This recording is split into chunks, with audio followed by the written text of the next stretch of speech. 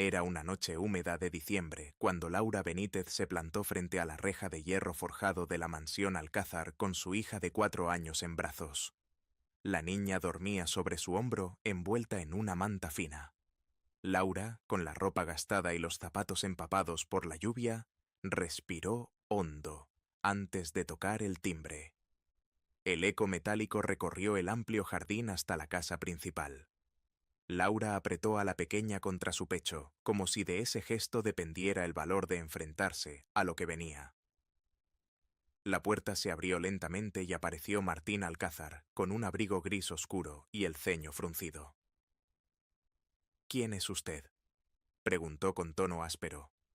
Laura bajó la mirada, tragó saliva y murmuró: «Por favor, necesito trabajo, aunque sea limpiando. Mi hija lleva 2 días sin comer bien». Martín iba a cerrarle la puerta. Estaba acostumbrado a personas que intentaban aprovecharse de su fortuna. Pero en ese instante, la niña abrió los ojos, miró directamente a Martín y él sintió que el mundo se detenía. Tenía los mismos ojos azules de su hija Elena, fallecida hacía 5 años. El aire se volvió denso. Martín retrocedió un paso, sin poder apartar la vista de la pequeña.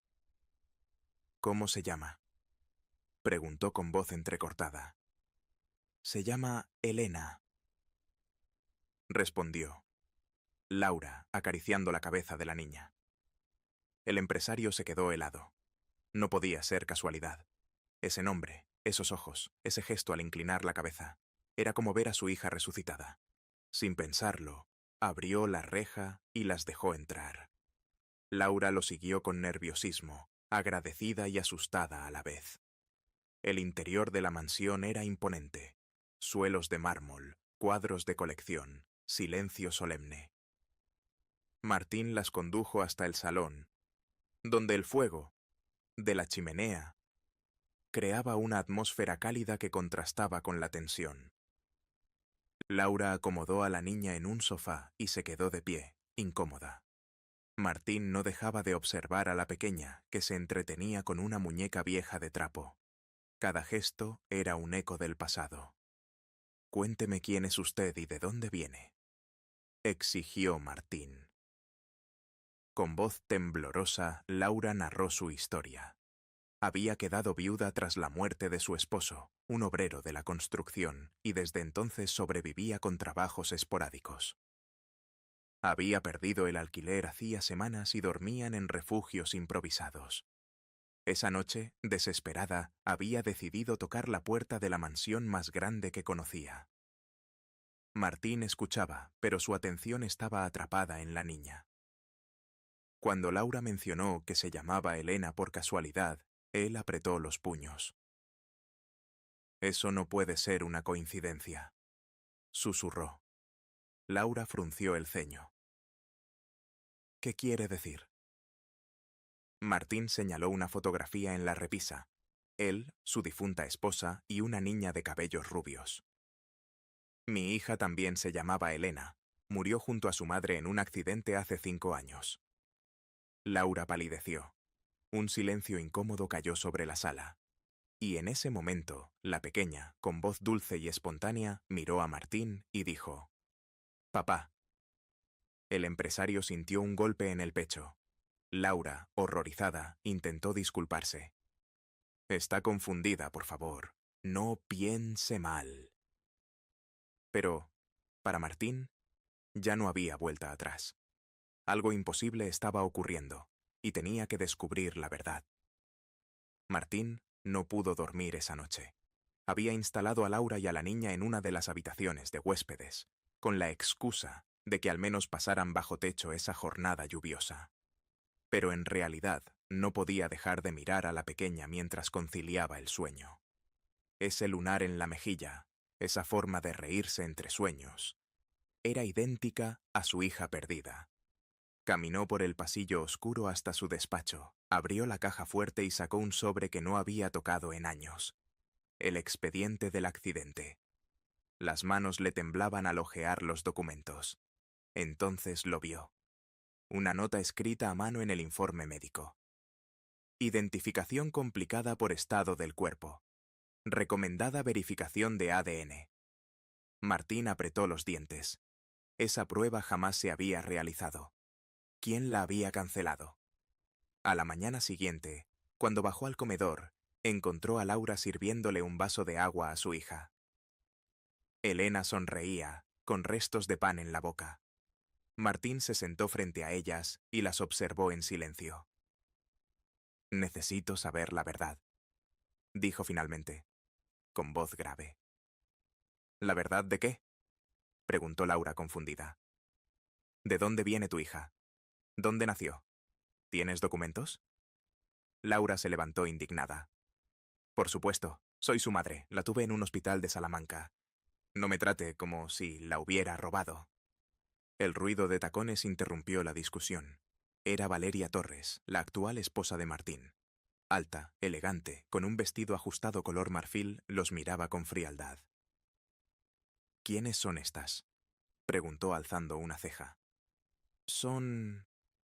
invitadas», respondió Martín esquivando su mirada.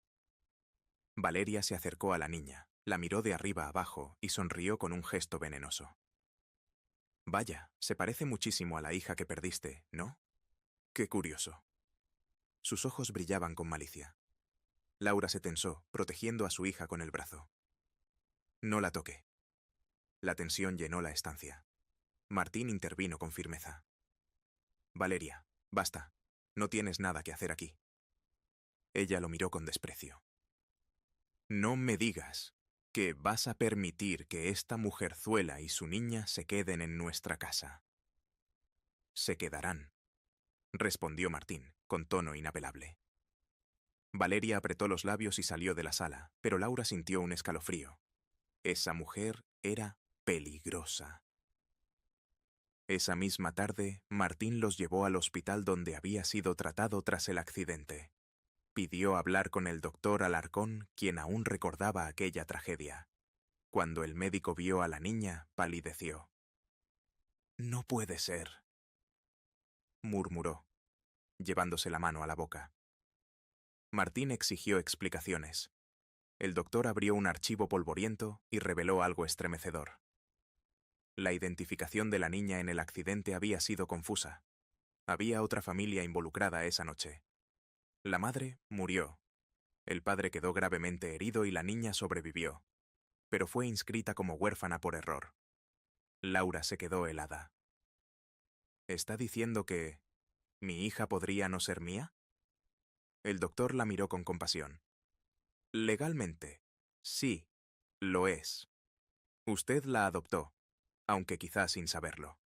Esa niña podría ser la hija biológica de Martín Alcázar». El suelo pareció desaparecer bajo los pies de Laura.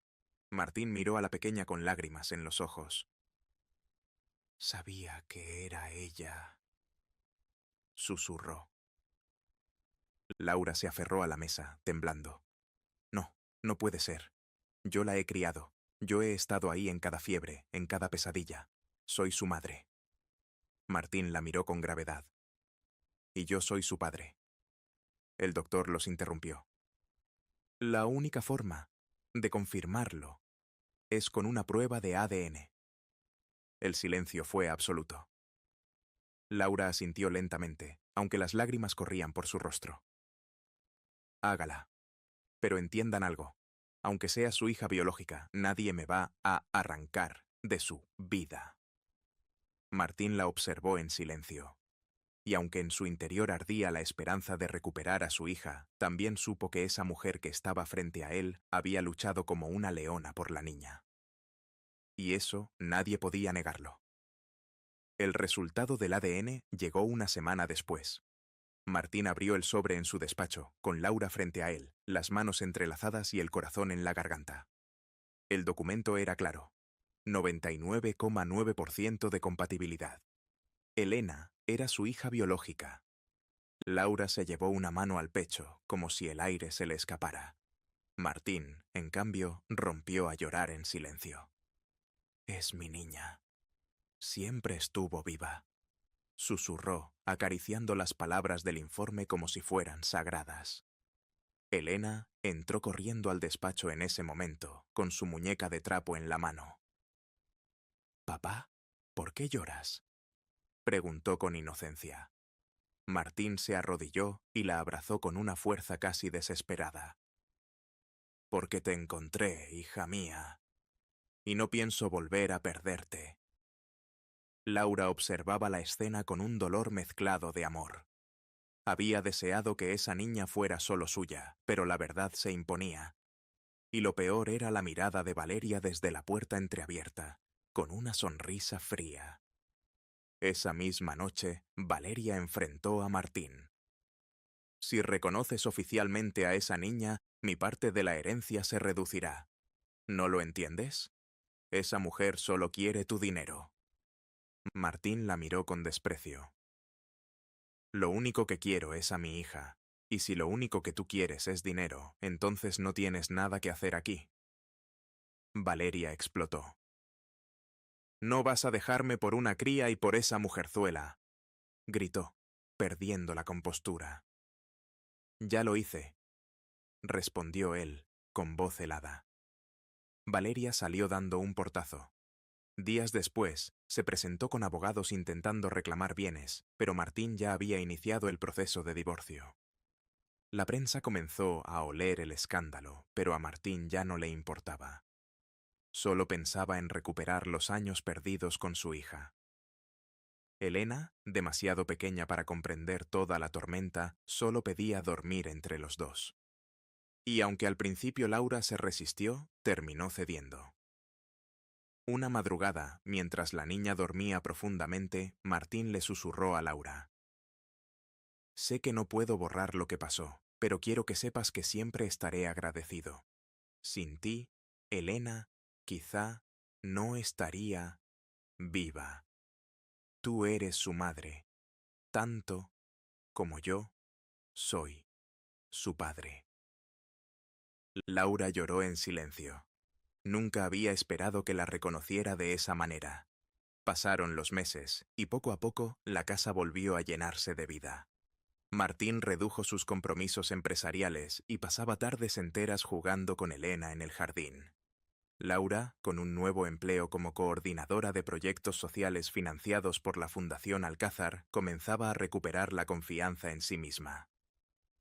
Un día de verano, mientras celebraban el cumpleaños de Elena, con una pequeña fiesta en el patio, la niña sopló las velas y pidió un deseo. «Quiero que siempre estemos juntos los tres». Laura y Martín se miraron. No había necesidad de palabras. Aquella noche, bajo las luces tenues de la terraza, Martín tomó la mano de Laura. «Tal vez no empezamos como otras familias, pero creo que el destino sabía lo que hacía». Laura lo miró con una mezcla de miedo y esperanza. «¿Y si mañana todo se derrumba otra vez?». «Entonces lo volveremos a levantar», respondió él convencido. Elena apareció corriendo en pijama, interrumpiendo el momento. «¡Papá, mamá!», los llamó con voz alegre. Martín y Laura se giraron hacia ella, sorprendidos. La niña los abrazó a ambos al mismo tiempo. En ese instante, Laura entendió que la biología importaba menos que el amor que habían construido. Y Martín descubrió que, pese a todo el dolor del pasado, tenía frente a él un futuro que jamás había imaginado. Una familia real. Esa fue la verdadera victoria sobre el destino y sobre las mentiras. Ni la ambición de Valeria, ni los errores del hospital, ni la tragedia de 5 años antes pudieron romper lo que aquella niña había unido con una sola palabra.